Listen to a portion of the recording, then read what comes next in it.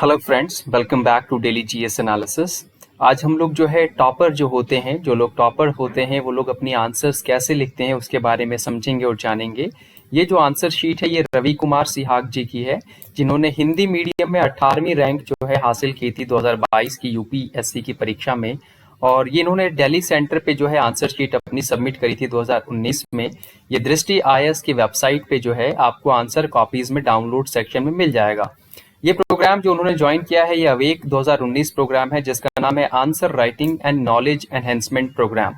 ठीक है जी, तो आइए देख लेते हैं एक एक करके इनके सभी आंसर को और किस तरह से लिखा जाता है आंसर, इसके बारे में भी आपको बहुत अच्छी जानकारी मिलने वाली है। सबसे पहला प्रश्न है, प्राचीन एवं मध्ययुगीन भारत में विद्यमान अधिकांश कला एवं वास्तुकला के अवशेष अभी भी शेष हैं जो कि प्रकृति में धार्मिक हैं, परीक्षण कीजिए। Most of the art and architectural remains that survive from the ancient and medieval India are religious in nature. Examine. सबसे पहले उन्होंने जो है विषय वस्तु के बारे में बताया है कि भारतीय वस्तुओं का वास्तुकारों द्वारा अपने अप्रतिम कौशल व निर्माण निपुणता के द्वारा जिन संरचनाओं का निर्माण किया गया था वे आज भी अपने स्थान पर विराजमान हैं। कलाओं का धार्मिक समन्वय के बारे में बता रहे हैं कि प्राचीन भारतीय समाज मुख्यतः धर्म द्वारा निर्देशित था। किसके द्वारा निर्देशित था? तो धर्म द्वारा निर्देशित था। हिंदू, जैन, बौद्ध, सिख धर्म की जन्मभूमि हो व इस्लाम के आगमन के कारण कलाओं पर भी धार्मिक प्रभाव पड़ना अस्वाभाविक था। ठीक है जी।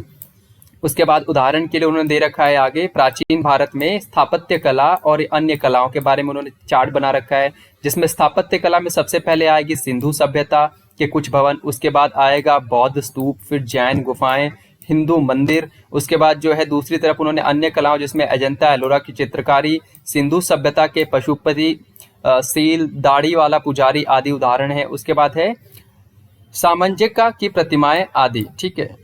इसके बाद जो उन्होंने आगे इसको और विविध किया है, पहले उन्होंने क्या बताया, प्राचीन भारत के बारे में उन्होंने बता रखा है। उसके बाद ये मध्यकालीन भारत में आते हैं। मध्यकालीन भारत के बारे में उन्होंने लिखा है कि स्थापत्य कला और अन्य कलाएं कैसी थी। तो मस्जिदें, कुवत उल इस्लाम, अदूना मंदिर में जो है सोमनाथ का मंदिर और विभिन्न मठ आदि जो उन्होंने लिख रखे हैं। उसके बाद अन्य कलाओं में क्या है, रागमाला चित्र, दक्षिण भारतीय मूर्तिकला और नटराज आदि। ठीक है। किंतु इन उदाहरणों के आधार पर यह साबित करना कठिन है कि प्राचीन भारत में केवल धार्मिक पक्ष पर ही कला के स्वरूप मिलते हैं। जैसे प्राचीन भारत में देखा जाए तो सिंधु सभ्यता के स्नानागार व अन्नगार भी आते हैं, अशोक के स्तंभ भी आते हैं, कामासूत्रा जैसे ग्रंथ भी हैं और कालिदास के नाटक भी हैं। मध्यकालीन भारत में देखें तो अकबर व जहांगीर के दरबार के चित्र हैं, खजुराहो के मंदिर की प्रतिमाएं हैं, दुर्ग महलों का निर्माण, लाल किला इत्यादि भी इसमें आता है। इस पर भारतीय कला धार्मिक के साथ साथ धर्मनिरपेक्ष भी थी, जो कि आज भी अपना प्रभाव बनाए हुए है। इसके बाद अगला प्रश्न है, चोल कालीन कांस्य प्रतिमाओं को सर्वाधिक परिष्कृत माना जाता है, पुष्टि कीजिए। Chola bronze sculptures are considered as the most elegant सबस्टेंटिनेट। तो आइए इन्होंने कैसे इस क्वेश्चन को देख रखा है देख लेते हैं। ये 150 वर्ड्स में क्वेश्चन आंसर लिखना था और ये 10 अंकों का प्रश्न है। सो आइए देख लेते हैं। मध्यकालीन भारत में 10वीं से 12वीं शताब्दी के मध्य चोल शासकों ने अपने साम्राज्य विस्तार के साथ साथ कला पक्ष पर भी अत्यंत बल दिया। स्थापत्य कला के रूप में द्रविड़ शैली का चरम अरण्य हो गया या मूर्ति कला को नटराज की प्रतिमा चोल कला उपादान अन्यतम है। प्रतिमाएं कौन कौन सी थी उस समय? तो नटराज की प्रतिमा में निहित तांडव तत्व, शिव को का लोकर्षण आदि, स्वरूपन्व अप्सरा नामक अज्ञानता रूपी राक्षस तथा नाश आदि चोलकालीन प्रतिमाओं का धार्मिक व लोकानुजस इस प्रकार प्रकट करती हैं। ऐसी प्रतिमाएं इससे पहले व बाद में के इतिहास में दुर्लभ हैं। मूर्तियों में निहित मुद्राएं जैसे कि त्रिभंग आदि की पूर्णतः अनुपाती रूप से आती हैं। शरीर की गति, लय व कोमलता दृष्टत्य है, यानी देखा जा सकता है। बाकी कालों की तुलना में अपेक्षाकृत अधिक शुद्ध कांस्य का इस्तेमाल होता था। और चौथा पक्ष इन्होंने लिखा है कि मूर्तियों की चमक भी अत्यंत आकर्षक होती है, वह बाकी द्वारा भारी पड़ती है, बाकी बलों द्वारा भारी पड़ती है। पांचवा उन्होंने लिखा है तकनीकी पक्ष भी काफी कालों की तुलना में अन्यतम है, यानी बाकी काल जो थे उनके काल के मुकाबले में जो तकनीकी कला वो भी सबसे अलग है। इस प्रकार चोल कला को आदि मूर्ति कला या कांस्य कला का स्वर्णिम काल कहा जाए तो भी अतिशयोक्ति न होगी। इसी का परिणाम है कि विभिन्न कला प्रेमी लाखों रुपए खर्च करके भी छोटी छोटी मूर्तियों को खरीद लेते हैं। तो इसमें क्या उन्होंने बताना चाहा है कि चोल कला की जो मूर्तियां थी, जो चोलास के ब्रॉन्ज स्कल्पचर्स थे, वो सर्वाधिक परिष्कृत क्यों माना जाता है। तो उन्होंने उसको 4 बातों में बताया है। एक तो बताया कि नटराज की जो तांडव करती जो मूर्ति थी वैसी अभी तक से बनाई नहीं गई, इतनी जो है वो लोकप्रिय है, प्रमुख प्रतिमाएं हैं। उसके बाद मूर्तियों में निहित मुद्राएं जैसे त्रिभंग आदि आज के समय में वैसी मूर्तियों में प्रतिमाओं को वैसे जो है मुद्राओं को दिखा पाना मुश्किल है। बाकी कालों की तुलना में अपेक्षाकृत जो शुद्ध कांसा होता था वो इस्तेमाल किया जाता था सबसे ज्यादा जो है चोल काल के दौरान, और मूर्तियों की चमक भी सबसे ज्यादा आकर्षक उसी काल के दौरान होती थी। तकनीकी पक्ष से भी देखा जाए तो उस समय की मूर्तियां अधिक जो है प्रभावशाली होती थी। तो इस प्रकार कह सकते हैं कि चोल काल में मूर्तियां जो है सबसे बेहतरीन पक्ष पे सबसे बेहतरीन उभार पर रही होंगी। अगला प्रश्न है, आधुनिक भारत के निर्माण में ईश्वर चंद्र विद्यासागर की योगदान को चर्चा कीजिए। तो discuss the contribution of Ishwar Chandra Vidyasagar in making the modern India. So सबसे पहले उन्होंने लिखता है, आधुनिकता का एक काल निरपेक्ष या स्थान निरपेक्ष अवधारणा नहीं है। इसकी प्रमुख कसौटियां निम्न है। सबसे पहले कसौटी क्या है, परलोक की बजाय इहलौकिक समस्याओं पर ध्यान देना। दूसरा है मानवता व मानववाद पर बल देना। तीसरा है वैज्ञानिक व तार्किक सोच आदि। इन कसौटियों पर आधुनिक भारत के निर्माण में विद्यासागर जी का योगदान देखा जा सकता है। सबसे पहला क्या है, इहलौकिक कसौटियां या इहलौकिक समस्याएं। धार्मिक कट्टरता व रूढ़िवादी पर कटाक्ष किया था उन्होंने। ब्रह्म समाज से जुड़े थे वो, क्योंकि इन्होंने ब्रह्म समाज को मेंशन किया है इधर। धर्म के सरस रूप में स्थापना की और बल तत्व बोधिनी पत्रिका जो है उन्होंने प्रकाशित करी। जातिवाद पर बल न देकर अपने स्कूल के विभिन्न जातियों में के प्रवेश पर बल दिया, एकेश्वरवाद पर बल दिया। उसके बाद मानवतावादी पक्ष जो है, विधवा विवाह अधिनियम 1856 पारित करवाने में प्रमुख भूमिका इन्होंने निभाई थी। सो इस प्रकार कह सकते हैं कि ईश्वर चंद्र विद्यासागर जो है एक जो है मानवतावादी व्यक्ति थे। आगे उन्होंने लिखा है, बेथुन स्कूल के मंत्री की हैसियत से विभिन्न बालिका विद्यालयों की स्थापना कराई। नारी शिक्षा, समानता व स्वतंत्रता पर विशेष बल दिया। तर्क व वैज्ञानिकता, स्कूलों में संस्कृत के साथ साथ पाश्चात्य वैज्ञानिक शिक्षा पर भी बल दिया। नई बांग्ला वर्णमाला व व्याकरण का विकास वैज्ञानिक आधार पर किया। तर्कवाद से जाति प्रथा की आलोचना की। धर्म सुधार से समाज सुधार पर बल दिया। इस प्रकार राजा राम मोहन राय की परंपरा में इन्होंने आधुनिक भारत के निर्माण में प्रमुख भूमिका निभाई। तो ईश्वर चंद्र विद्यासागर के बारे में पूछा गया था कि किस तरह से इन्होंने आधुनिक भारत के निर्माण में योगदान दिया था। तो इन्होंने सभी पक्षों को बहुत बेहतरीन ढंग से यहाँ पर दिखा दिया, लिख दिया, समझा दिया कि कैसे उनको माना जा सकता है। अगला क्वेश्चन है, उष्णकटिबंधीय चक्रवातों के निर्माण को स्पष्ट कीजिए। बंगाल की खाड़ी चक्रवातों के लिए अधिक प्रवण है, क्यों है, इसकी विवेचना करनी है आपको। Explain the formation of tropical cyclones. Discuss why the bay of Bengal is more prone to cyclones.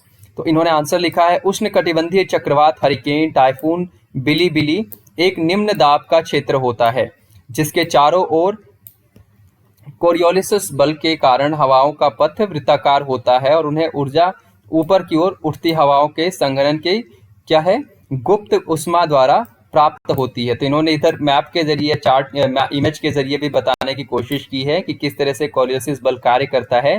फिर समुद्री जल सतह पर ताप जो है 25 डिग्री से 27 डिग्री के बीच हो जाता है।